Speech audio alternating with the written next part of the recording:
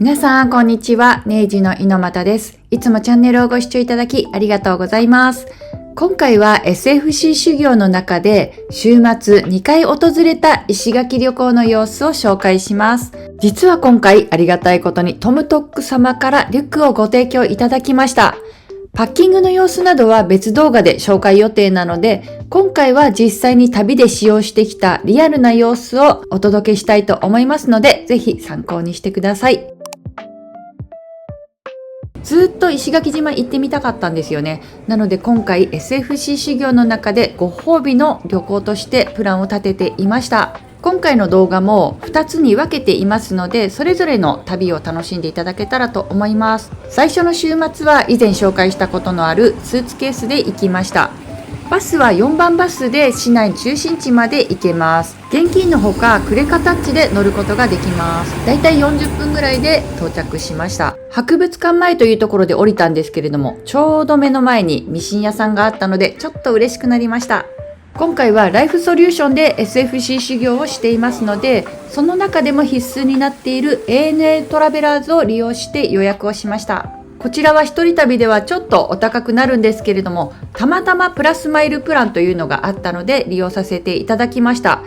ホテル棟とコンドミニアム棟っていうのがあって、私はコンドミニアムのタイプを利用しました。ミニキッチンとか、あと洗濯機もついてました。本当は洗濯とかしようかなって思ってたんですけど、実は連日疲れてて睡眠不足もあって、ちょっと体調を崩しちゃったんですよね。なのでこの日はそのまま部屋から出ずに寝てしまいました。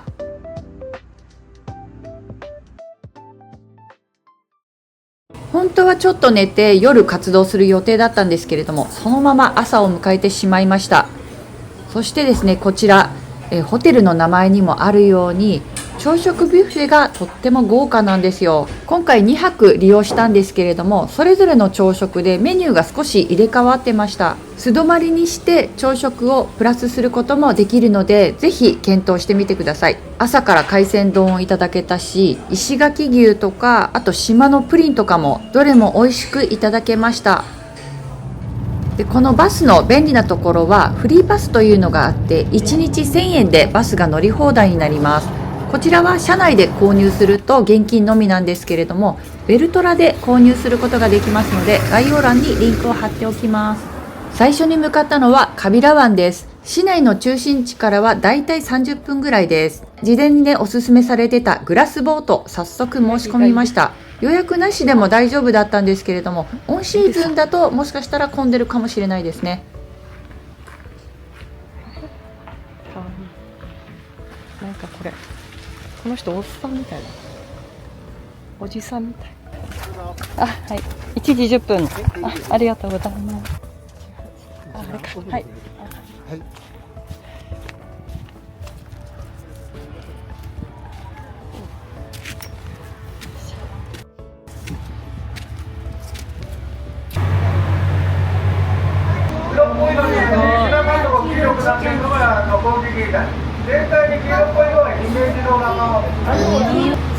透明度やば。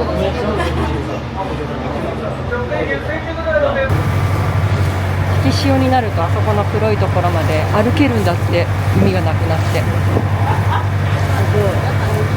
あと白い波になってるところはサンゴが防波堤になってるそうです。これ見えた？ほらこちらこれおばあちゃんの夢した。ほら見えた？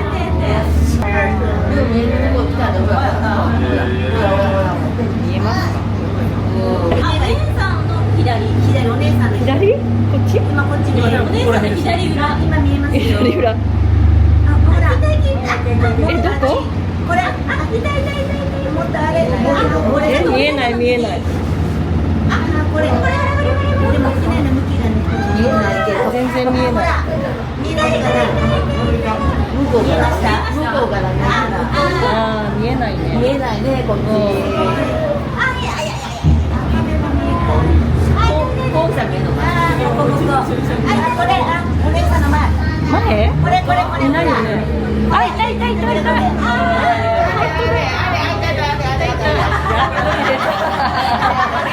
わかんないです。まず。いや、見えた。この時期はね、株少なくなっちゃう。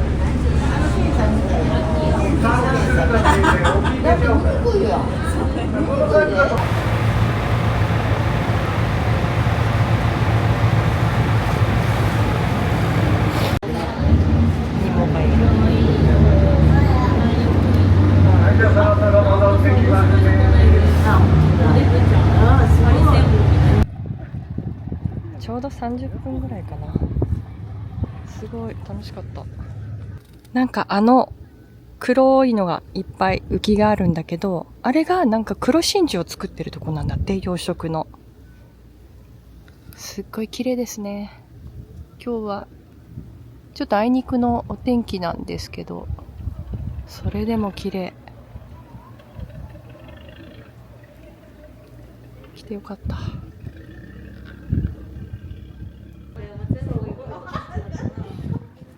ということで、今もうすぐ2時なんですけど、次のバスが2時になるので、一回、元の場所に戻ります。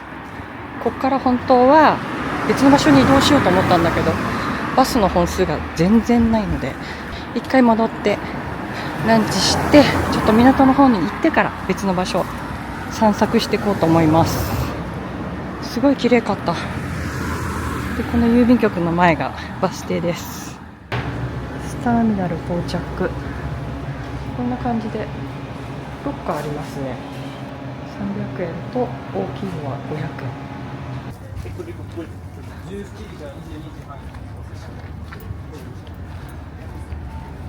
ってみようと思います。AW。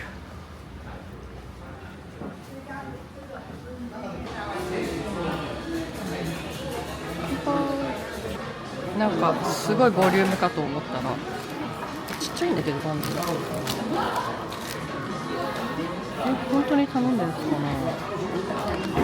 ちゃんと入ってる。小さい。ほら。で、なんかこれルートビアっていうんだけど、ビールじゃなくて薬草で作った炭酸飲料なんだって。ポテトカリカリで美味しい。で、バスの時間が3時45分だから、ちょっとゆっくり食べて向かいます。3時45分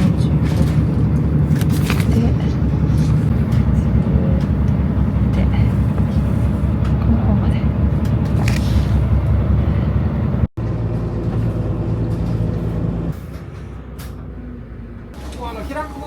平野を、5時50分に私出てくるので、ここに52分。52分。わかりました。違うですね。気をつけてね。はい、ありがとうございます。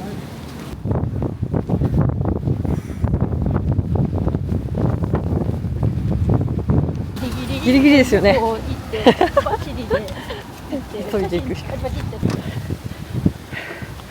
ちょうど10分ぐらい早歩きで到着。めっちゃ綺麗だ。バスの運転手さんに行き先を告げておくと、バス停じゃないところの東大に行く曲がり角のところでバスを止めてくれるので、ここまでは歩いてくるような感じなので、バス停がないところで使えます。ち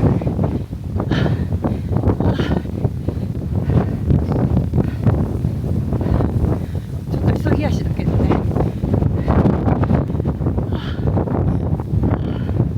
コーラルベイだ。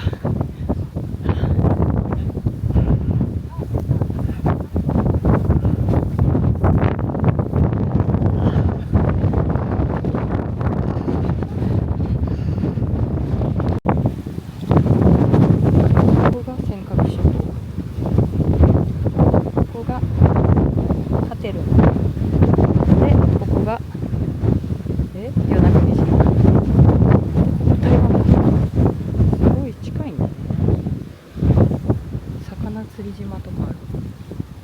風が強くてちょっと聞き取りにくいので、ここで少しナレーションで紹介したいと思います。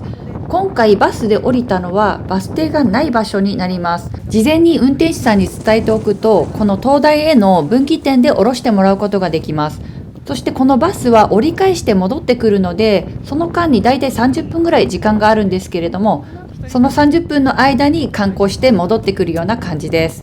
今回は一人旅中の女性の方とお会いしてご一緒しました。石垣島で一番売れてるものって何だと思いますか？バスは1時間半ほどで、また市内の方に戻ってきたんですけれども、体調も戻ってきたので、アルコールのフリードリンクいただきました。そして夕食はなかなか予約が取れないと言われているひとしに行きました。こちらは先ほど出会った女性に教えてもらったんですよね。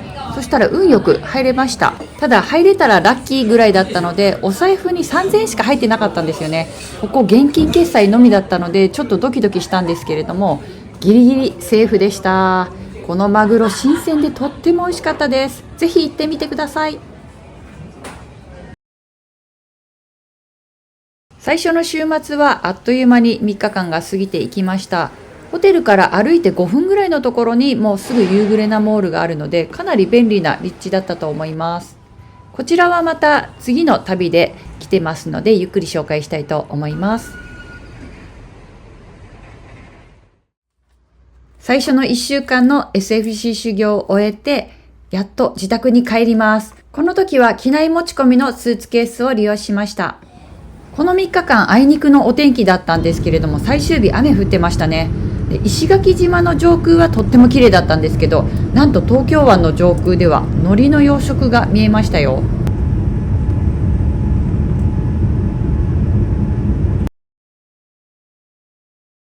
続いて2回目の石垣島です。この時は仕事の後、夜の便でまず那覇に向かいました。那覇での滞在先は国際通りの近くにあるホテルを選びました。こちらも羽田空港と似ていてキャビンタイプのホテルになりました。各居室がアコーディオンのタイプなので半個室になります。あとこちら大浴場もあったので選んだポイントになるんですけれども、なんと楽天トラベルで3000円ちょっとだったんですよね。かなりリーズナブルでした。冷蔵庫もあるし、あとはダイヤル付きのロッカーもあって、非常に安心感がありました。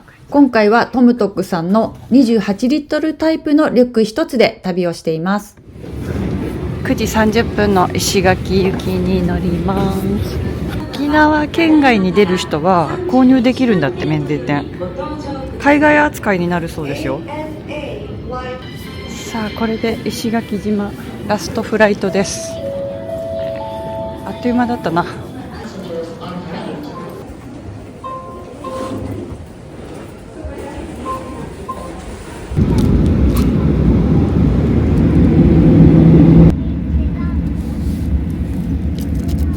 石垣空港到着時刻はただいまのところ午前10時35分の予定。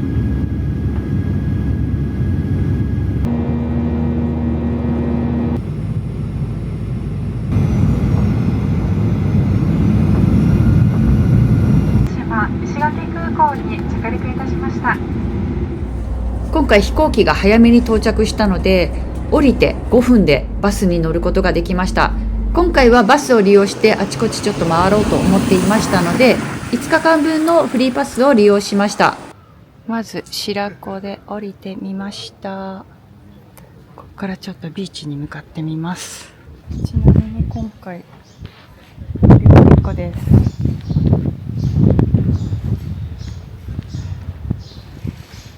意外としょいやすくていいかもこれ。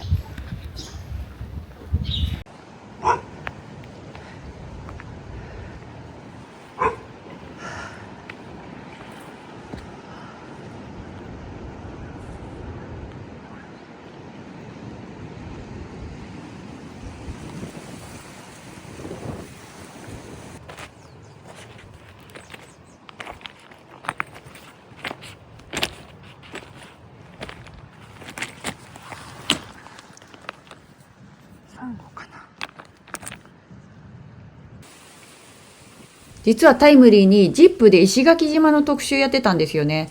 で、ここ紹介されてたので、ちょっと覗くつもりで行ってみたんですけれども、たまたま運よく入れたんです。中に入れた。きんぴらをご用意しました。卵はメレンゲの力でふわっとなるように焼いてます。このままで十分美味しい、しっかりお出汁の味はつけてます。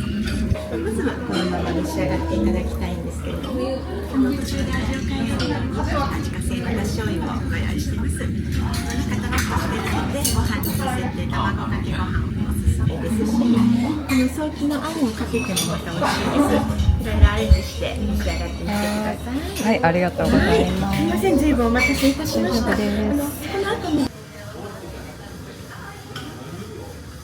口の中で溶ける。このふわふわの卵がメインなんですけれども、おかずが2つ選べて、私は軟骨ソーキを選びました。お箸でも崩せるほどホロホロで柔らかくてとっても美味しかったです。こちらの卵はすでに味がついてるんですけれども、味変してもおすすめですよと紹介していただきました。あとですね、ちょっと予約と予約の合間に私は席を譲っていただいたような感じなので、デザートはちょっと食べきれなくてお持ち帰りにさせていただきました。はい、ごちそうさまでした。さあ、次は前里ビーチに向かいます。意外とバスでもあちこち行ける感じですね。ここは ANA のインターコンチネンタルホテルなんですけど、ホテルの宿泊客じゃなくてもビーチに行けるそうです。じゃあ行ってみましょう。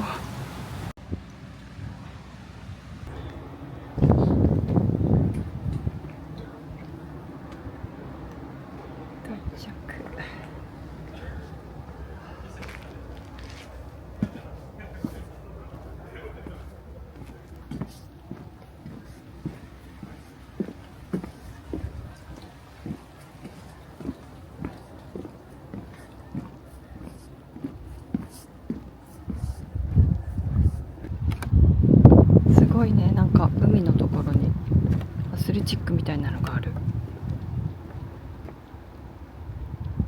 あっちに行ってみようかな。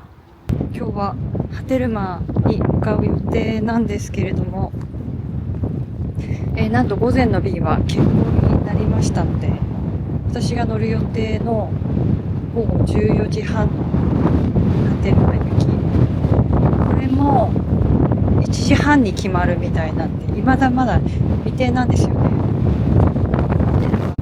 リュックをお試しさせていただきました。本当にありがたいです。トムトックさんの28リッタータイプのリュックです。小さい方のサイズなんだけど、結構大きいよね、こう見ると。でも実際にもう1個40リッターがあるんですけど、それはね、さらに大きいです。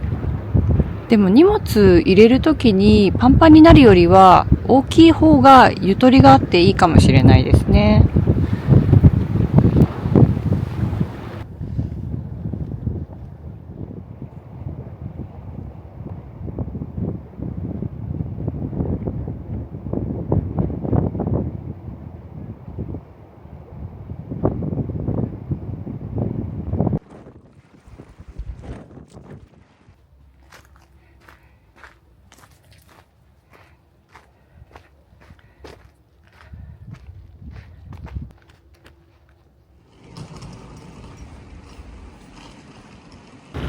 一つ手前の博物館前で降りると夕暮れなモールがすぐそばなんだよね。なのでちょっとバスターミナルまで行かないでここで降りました。いいお天気。キンキラキンのポスト、曲がるとすぐ夕暮れなモール。いいお天気すぎる。嬉しい。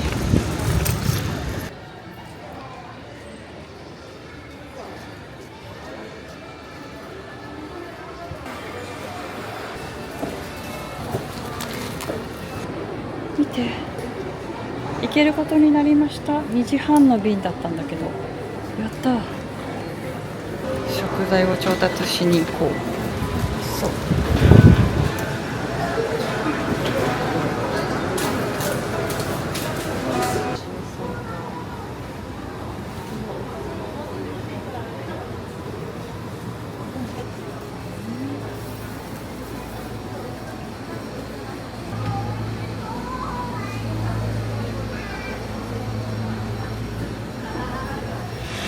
はい、やってきました。どうかな。乗り物酔いの薬がですね2錠しかないので、本当は1回で2錠飲むらしいんだけど、しょうがないので1錠だけ飲むっていうよりね、ラムネみたいな感じですね。絶対揺れると思うけどね。ありますね。ユーグレナしか売ってない自販機。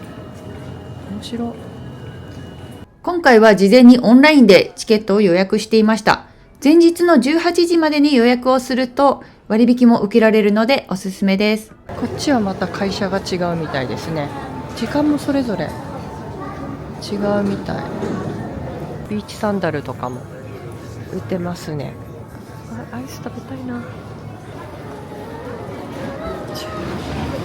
こちらには具志堅用高さんの銅像がありますので、ぜひ来たらチェックしてみてください。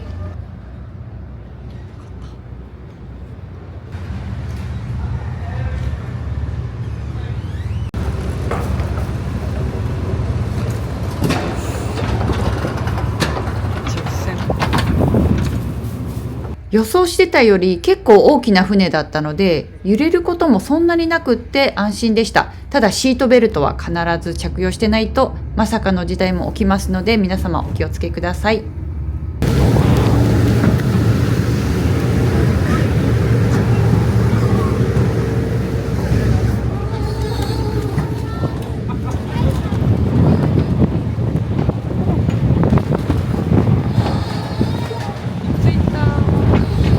しばらく天気どうだったんですか？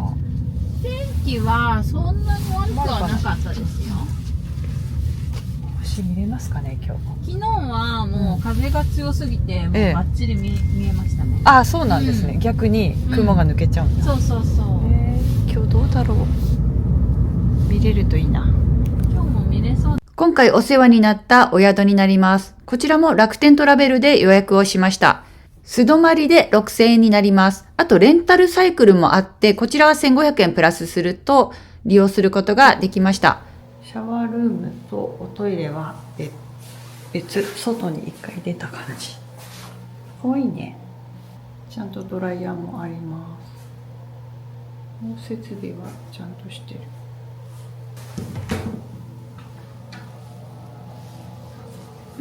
綺麗。ちゃんとシャンプーリンスもボディーソープもありますね。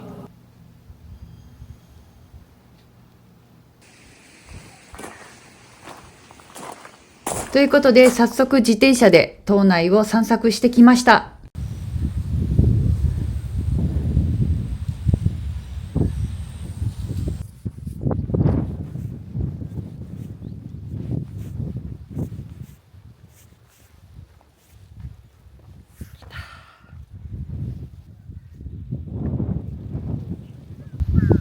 日本最南端の場所に来ました。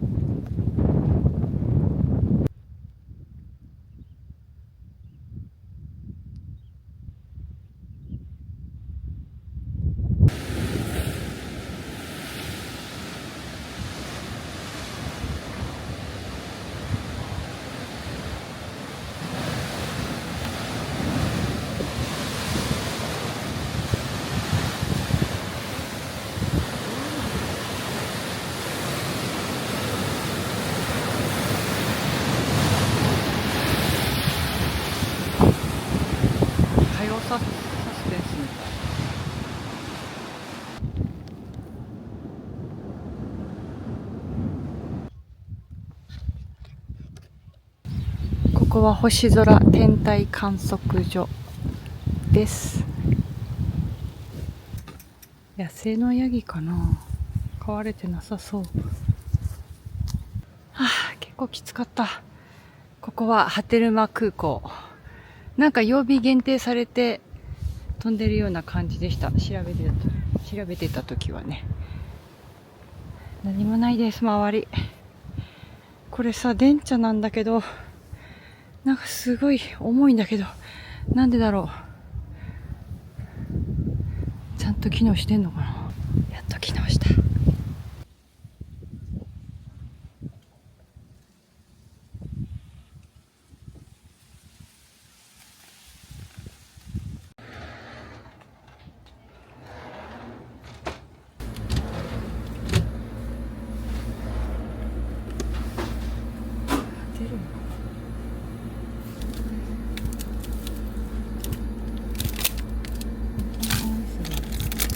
実は夕食の場所を目指してあちこち回ってみたんですけど、どこも定休日だったりやってなかったりしたので、たまたまラスト1個残ってたお弁当が夕飯になりました。そしてこの日もですね、疲れてそのまま寝ちゃったんですね。起きたのが深夜の1時半だったんですけど、それもね、トリップドットコムからの電話で目が覚めました。本当は満天な星空を見にここに宿泊したんですけれども、うっかり寝てしまったので、シャワーを浴びたのがだいたい2時ぐらいだったんですね。暗闇の中、空を見上げたらまだ雲がちょっとあったんですけれども、でも星空見ることはできました。この宿の中でも簡単な軽食は購入することができるんですけれども、夕食は宿泊が決まった時点で予約されることをお勧めします。朝食は市場で購入してきた塩サンダギーをいただきました。からだいたい5分ぐらいで到着しました。西ヶ浜のところです。今日もちょっと風が強い。一番人気がある浜みたい。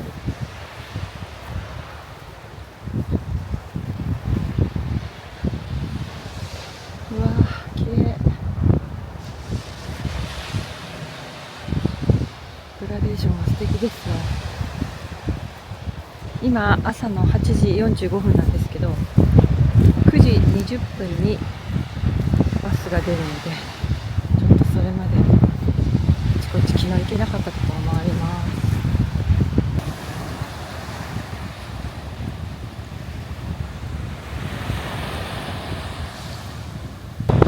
す。ちなみに今日は3月の15日かな、14日か。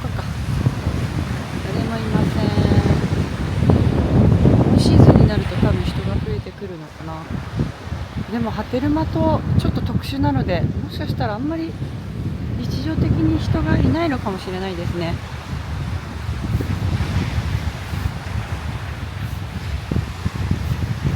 今日はこんな感じでウルトラライトダウンを持ってきたんですけど、まだちょっと寒いのでこれが1枚あるといいですよ。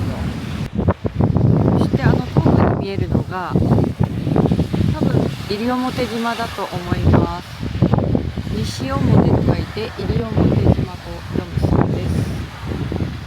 ここだと思いますが、大丈夫かな。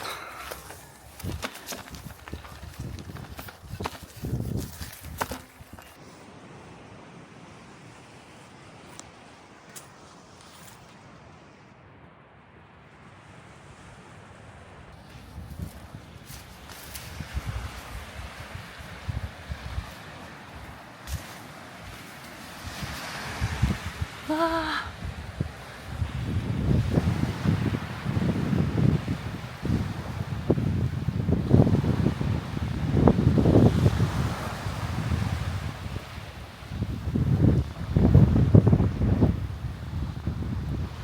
今出てきたところ、今時間ちょうど9時ですね。もうこの後部屋に戻ります。ちょっとだけゆっくりしようかな。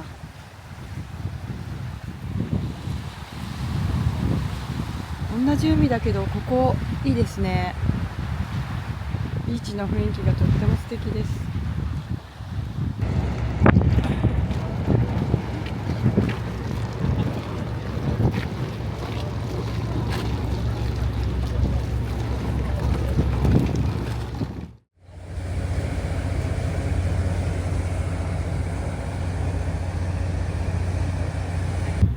今日泊まる場所はチュラククル石垣島。ちょうど15分ぐらいターミナルから歩いてきて荷物置いてきました。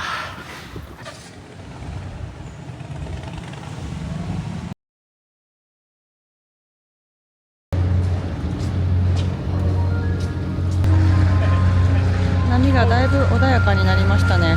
風もだいぶ少なくなった。場所はこんな感じになってます。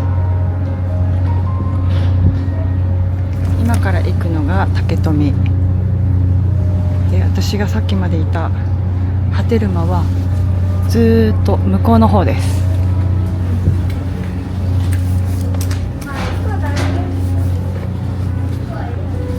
あ行きましょう。集落バス停に入ります。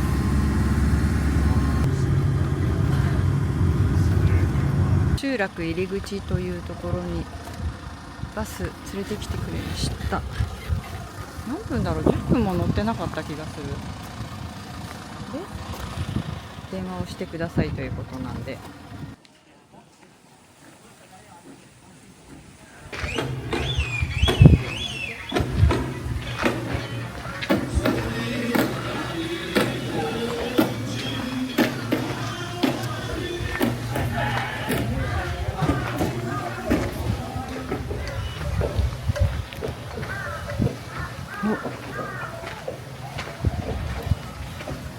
休憩中の牛さんがいる。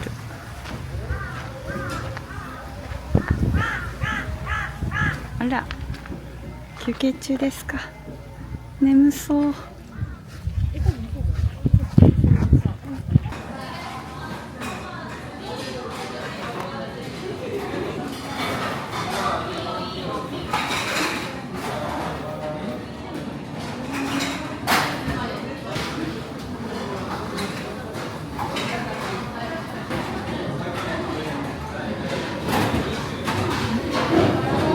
意外とちょうどいい量でした。い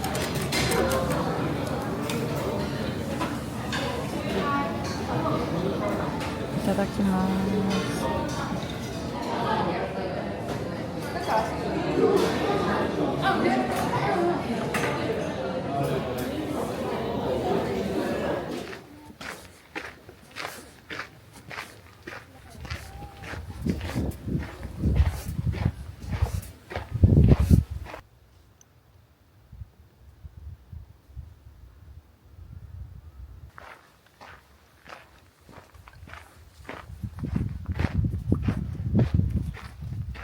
今回石垣に来てからまだマンゴーフルーツなど食べてなかったので、こちらのカフェに寄ってみたんですけれども、お一人でやられてるみたいでかなり待つよということで、ちょっと中だけ見させてもらって別の場所に移動しました。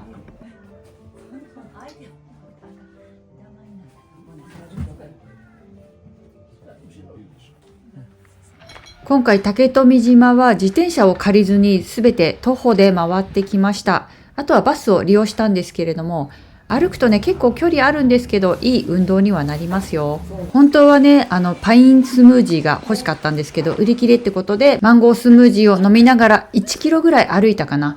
20分ぐらいで海地浜に到着しました。ここで帰りのバスを予約してビーチに向かいます。27分だから20分ぐらい時間ある。よかった。だから充電なさるから。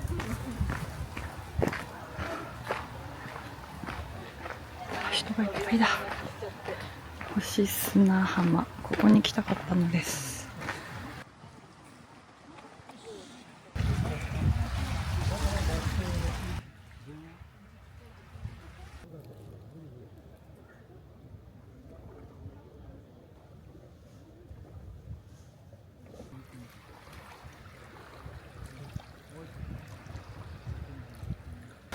今ツアーの人に教えてもらっちゃった。こうやって見た時にちょっと茶色くなってるところがそうなんだって。でここで指を2本ぐらいギューッとして開くと、ここに見えますか。もういる。見えてるといいな。でこれは持って帰って大丈夫なんだって。本当に星がねすぐ撮れる。見えてる？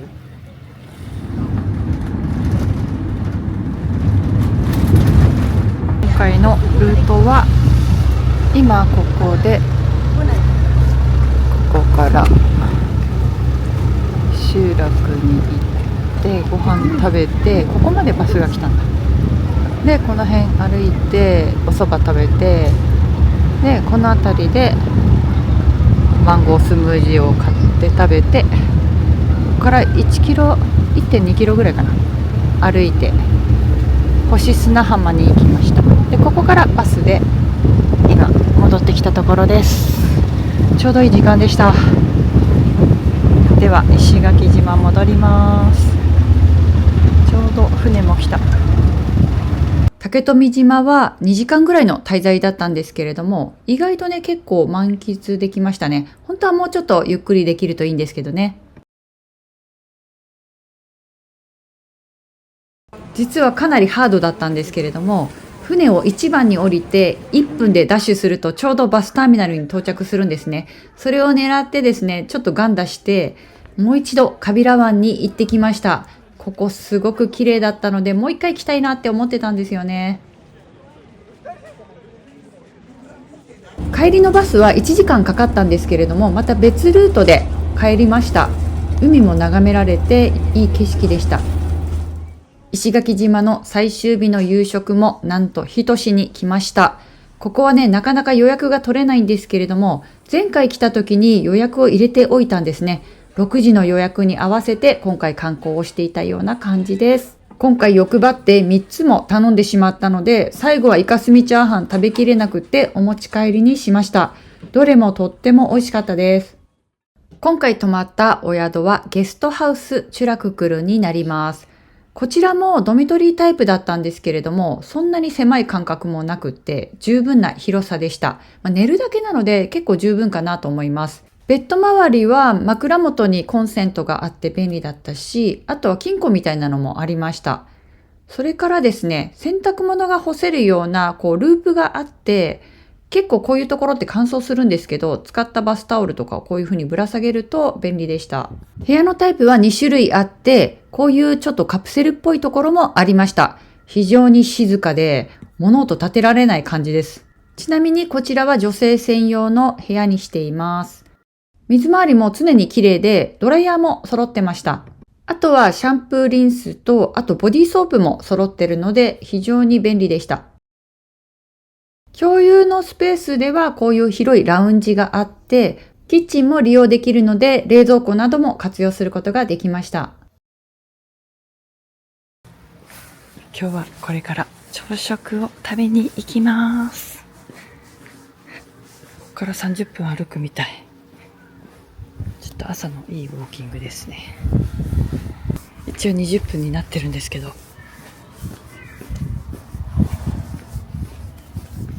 楽しみ。長門橋って読むのかな。ちょうど日の出が見えた。すがすがしい朝ですね。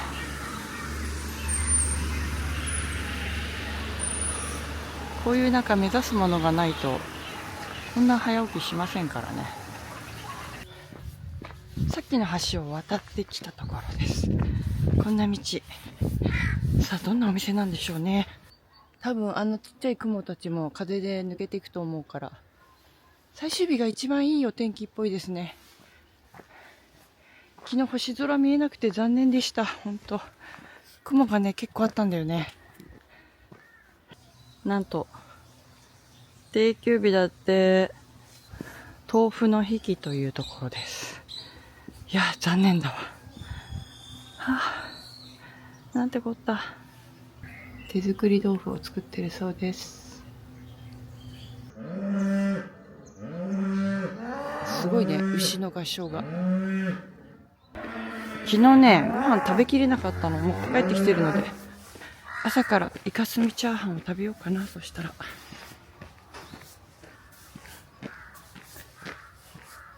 また来る都合っていうの、理由ができましたね。なので今度石垣島また来たらゆっくり朝ごはん食べに来ようと思います。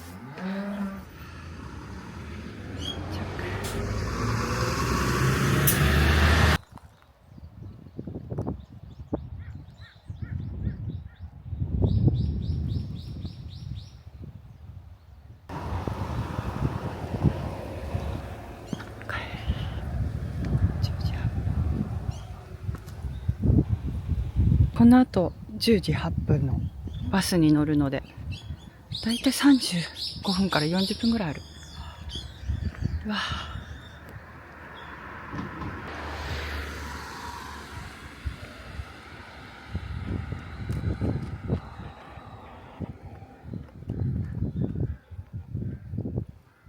今回八重間村の中には入らないんですけれども、入場料を支払うとリスザルに会えたりとか、あとマングローブを一望する絶景が楽しめるそうです。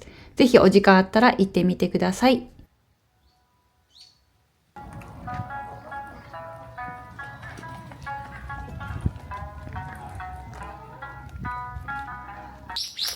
クジャクがいます。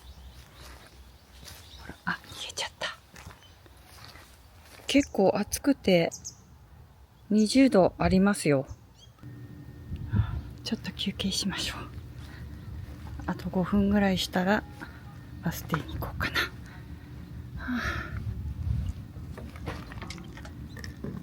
ここでカフェできたら気持ちいいね。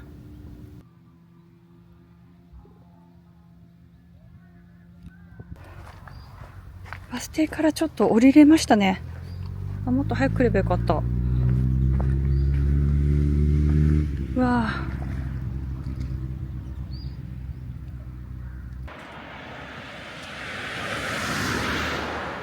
今降りたこのバス停からすぐ横の脇道に行くとこうビーチに行けます。で、向こうが八重間村で、私はここの八重間村のバス反対側の路線に行ってまたバスターミナルの方に戻ります。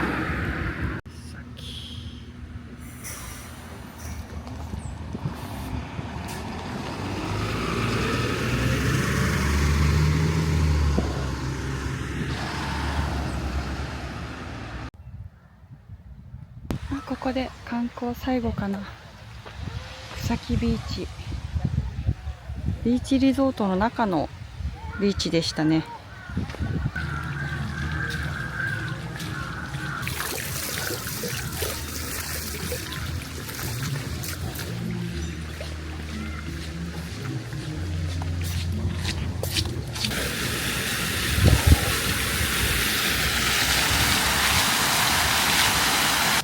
すごい大きな木があります。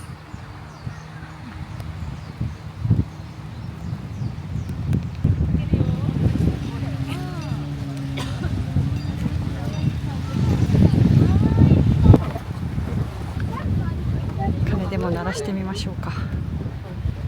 今回は一人だけどね。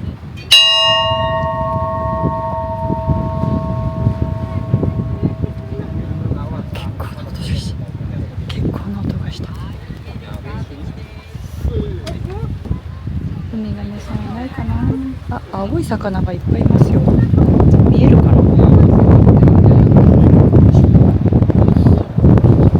ちょっと見えないかな。魚がいっぱい。すごい透明度でよく見えるんだけど、なんか長い魚とかがいる。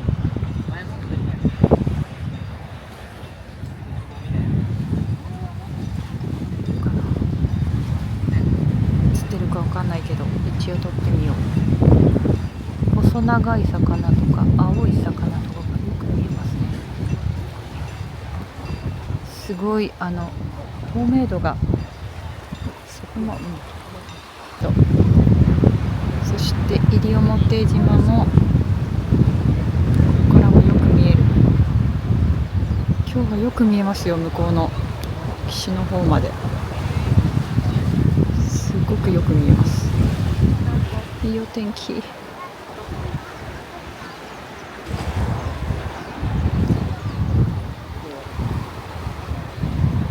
さきビーチリゾート、ぜひ来てみてください。うわー、いい眺め。名残惜しいな。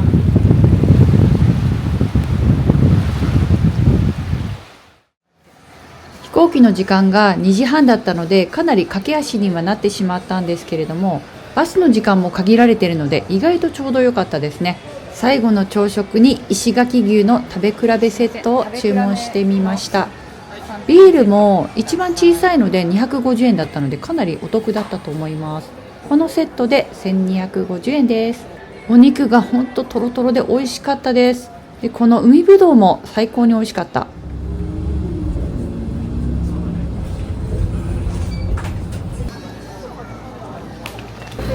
ハーフ&ハーフでドラゴンフルーツとミルク。本当はふさきビーチのところでこのみるみる本舗の本店があったので目指したんですけれども、ちょっと遠かったんで諦めたんですね。ということで今回の石垣島旅行の動画はいかがだったでしょうか。 SFC 修行がきっかけではあったんですけれども、もともと離島旅が好きなので大満喫な滞在になりました。そして最後はお天気にも恵まれて最高な観光ができました。離島旅、ぜひ皆様も行ってみてください。おすすめですよ。それでは最後までご視聴いただきましてありがとうございました。また次の旅でお会いしましょう。